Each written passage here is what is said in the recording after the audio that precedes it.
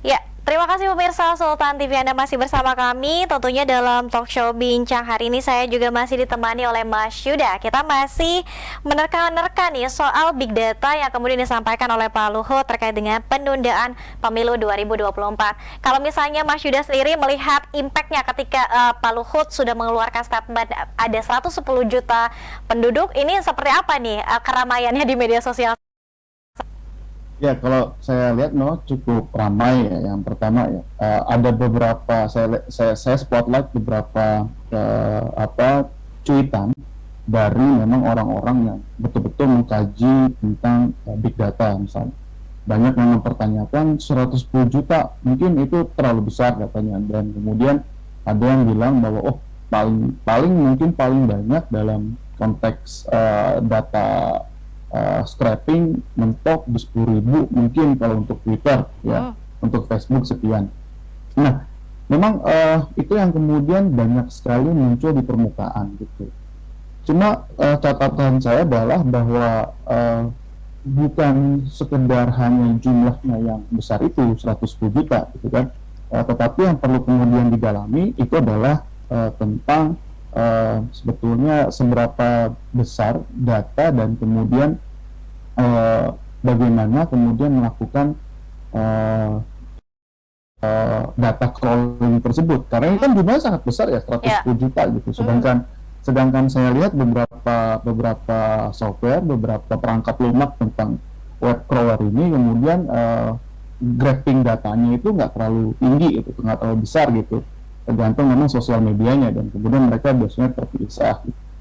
Nah, ini yang kemudian memunculkan berbagai kontroversi ya. Ya. Tetapi yang kemudian publik lewat dari berbagai kontroversi ini atau berbagai perdebatan ini itu adalah tentang persoalan pentingnya para publik ini tahu besaran 110 juta data itu kemudian akan terlihat sebetulnya atau bisa diidentifikasi oleh kita semua tentang in degree dan kemudian out degree-nya. Kalau dari kemudian yang kita lihat bahwa Pak Luhut bilang ada percakapan di medsos, asumsi yang kemudian muncul itu adalah bahwa yang dilakukan dengan big data tersebut itu adalah tentang analisis jaring sosial, ya, atau analisis di jaring sosial, karena mempotret percakapan atau komunikasi dan jaringan komunikasi dalam suatu platform media sosial tertentu.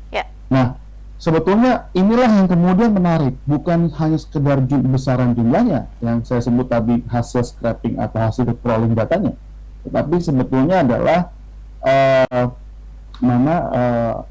akun mana atau pihak mana atau aktor mana yang kemudian memberikan pengaruh terhadap agenda setting penundaan pemilu versi big data itu. Nah, itu yang paling penting sebetulnya.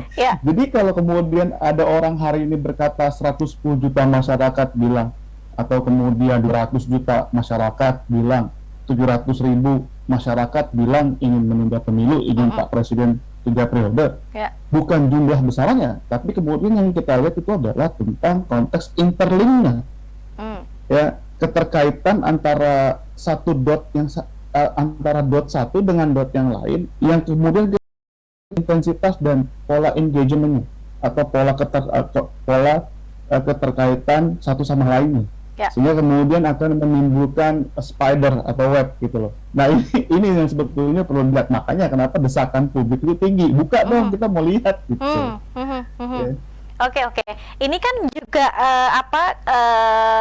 Pak Menteri Luhut juga kan tidak mungkin kemudian mensurvei sendiri dan melihat fenomena yang terjadi di media sosial ya, Mas Yuda. Artinya ada mungkin pihak yang kemudian memberikan data tersebut kepada Pak Menteri Luhut. Ya, oke. Nah, Mas Yuda, lalu bagaimana kemudian samplingnya? Artinya samplingnya ini berarti random juga dong? Ya, bukan random sih ya. Big data itu yang menjadi persoalan dan cukup problematik dalam political research itu adalah tentang query-nya, karena ini kan algoritma. Jadi data ini kalau kemudian kita bicara tentang perangkat lunak, dia akan bekerja berdasarkan query. Jadi kalau kemudian kita query-nya kemudian spesifik pada query tertentu, let's say penundaan pemilu misalnya, nanti algoritmanya akan jalan ya, untuk melakukan scraping atau crawling data gitu. Jadi pertanyaannya adalah ketika kemudian itu muncul nanti big datanya dan kemudian dilakukan proses inference, validasinya seperti apa gitu. Kalau mungkin penelitian yang lain kayak misalnya riset-riset yang kemudian punya tema sekitar persepsi politik gitu kan. Nah itu kan kemudian biasanya ada standar error, ada jumlah responden gitu kan, apakah itu sampling atau populasi. Kemudian dilakukan penghitungan mulai dari regresi dan sebagainya gitu. Jadi ini yang kemudian menjadi problematik ketika kemudian dihadapkan pada data-data yang kemudian dilakukan proses inference dari analisis big data tersebut.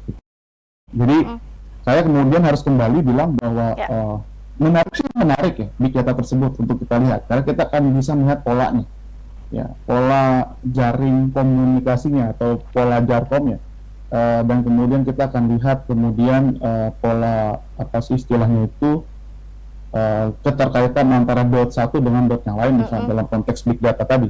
Cuma mungkin kita kemudian juga harus paham bahwa validasi yang sulit ini juga akan menyebabkan kita bias melihat tentang persepsi orang terkait dengan penundaan pemilu, ingin presiden 3 periode dan sebagainya. Karena apa?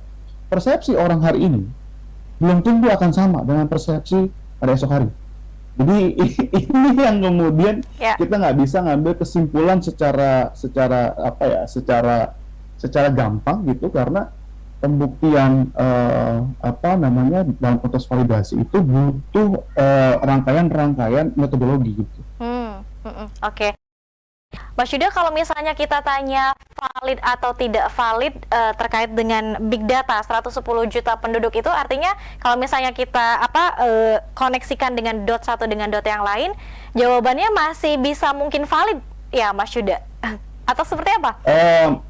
Tapi perlu diingat, tadi saya harus kembali lagi bahwa media sosial itu lagi-lagi siapapun bisa menjadi siapapun, apapun menjadi siapapun. Jadi ini yang paling sulit gitu, kecuali kalau kemudian kita melakukan misalnya riset secara metodologis menggunakan riset kuantitatif gitu, misalnya dengan menyebar kuesioner, dengan kemudian melakukan klasifikasi dan melakukan diferensiasi terhadap surveinya gitu misalnya. Nah itu mungkin bisa kita jadikan sebagai sebuah dasar argumen.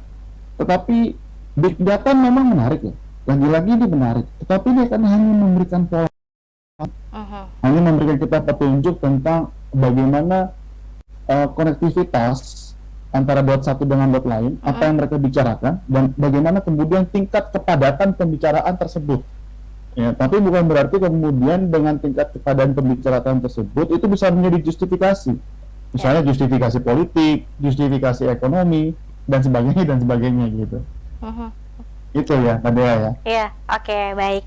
Nah, Mas Yuda, selain mungkin ada reaksi yang cukup banyak dari akademisi dan juga netizen pengguna media sosial lainnya terhadap pernyataan Menteri Luhut, kemudian Ibu Puan Maharani. Ini yang menarik juga, Mas Yuda. Ketua DPR RI juga ini, kalau tidak salah boleh dikoreksi lah Mas Yuda, membantah terkait dengan adanya big data yang disampaikan oleh Menteri Luhut.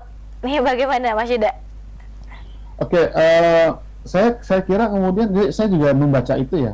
Saya juga melihat pemberitaan seputar big data tentang statement Pak Luhut itu gitu. Nah, itu kan yang saya bilang tadi di awal bahwa yang punya big data ini bukan Pak Luhut, siapapun bisa melakukan proses inference terhadap big datanya. Gitu. Jadi datanya tersebar, terus kemudian kita scrap, terus kemudian kita simpulkan melalui proses inference, dan kemudian kita bisa memberikan statement berdasarkan evidence dan kemudian reason dari big data tersebut gitu. Jadi kalau kemudian hari ini ada yang bilang bahwa 110 juta orang mendukung presiden 3 periode atau 110 juta orang, ada yang bilang bahwa lebih baik menunda pemilu 2024, maka pihak yang lain bisa bilang bahwa ada 110 juta orang yang menginginkan presiden 2 periode. Ada 110 juta orang yang lain kemudian bilang bahwa tidak ingin menunda pemilu misalnya. Jadi sebetulnya yang paling menarik adalah bukan kemudian kita eh, Pak Menko Marves untuk membuka datanya, tapi yang lebih menarik itu adalah saya juga punya data lain, hasil dari proses inference data big datanya gitu kan. Jadi ini loh, ini yang menarik gitu. Jadi keresahannya memang di level publik adalah bahwa sebetulnya muncul karena satu, Pak Menko Marves ini adalah seorang menteri gitu. Ya, yang kedua itu adalah mungkin tentang orang-orang bertanya dalam kapasitas apa Pak Menko Marves bicara hal ini gitu. Sebagai menteri koordinator ini ya, investasi dan sebagainya gitu. Nah, yang kemudian muncul di permukaan itu adalah keresahan-keresahan publiknya justru. Tetapi sebetulnya secara akademisi sebetulnya, secara akademisi, berbagai pihak akademisi selain kemudian mengkritisi datanya, kemudian para akademisi juga kemudian bisa menilai bahwa scraping data tentang penundaan pemilu kemudian juga bisa dilakukan untuk query yang berbeda. Misalnya sejauh mana big data bisa menyimpulkan tentang seberapa banyak orang yang kemudian tidak mau menunda pemilu, atau kemudian seberapa banyak orang yang menginginkan atau tidak menginginkan Presiden Jokowi 3 periode. Jadi demikian ya sebetulnya. Jadi menariknya karena adalah yang statementnya keluar ini dari dari menteri gitu.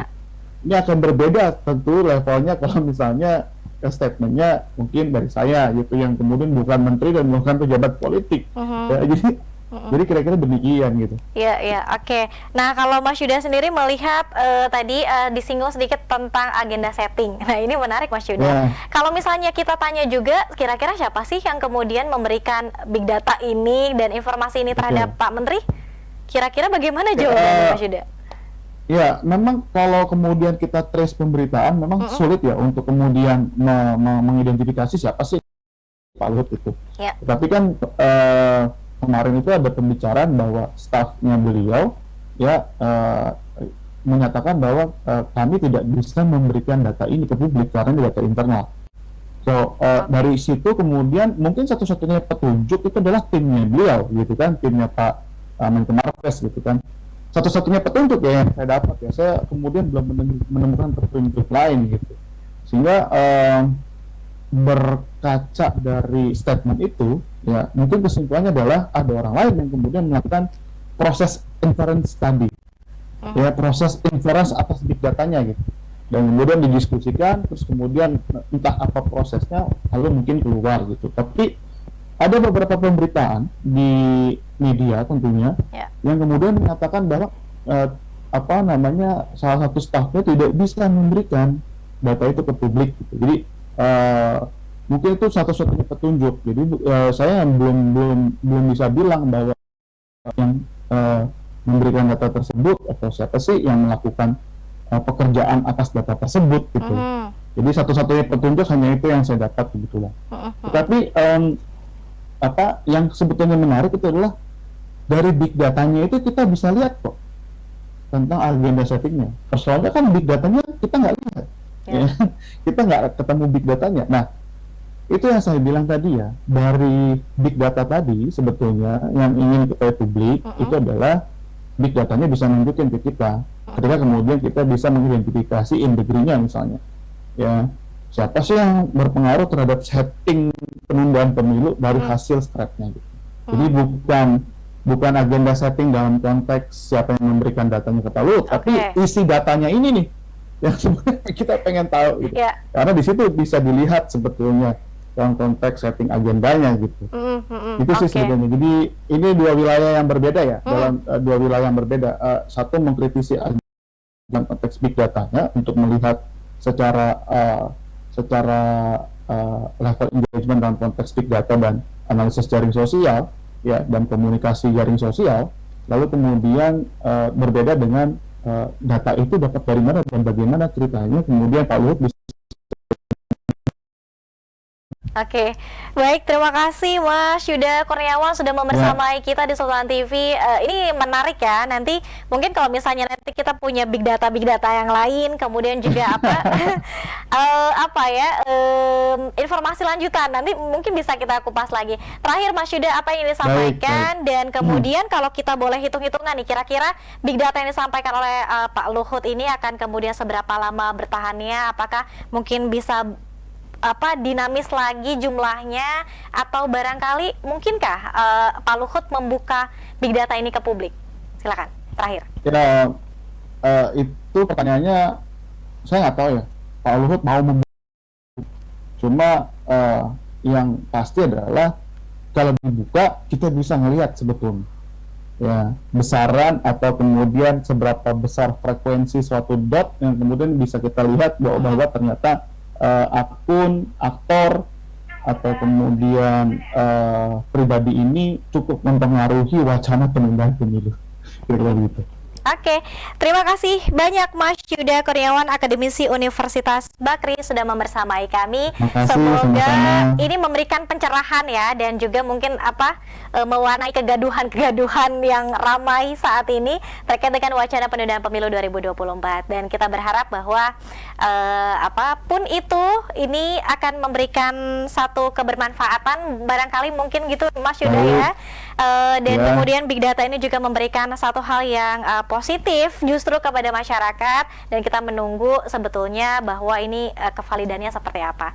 Terima kasih sekali lagi Mas Yuda, selamat beraktivitas dan sehat selalu. Terima kasih, semoga selalu sehat. Ya, terima kasih pemirsa Sultan TV. Tentunya besok kita kembali hadir lagi di Talk Show Bincang hari ini, tentunya di jam 9 pagi dengan tema-tema menarik lainnya. Akhir kata, saya Delin Tanggung beserta seluruh kerabat kerja pamit undur diri.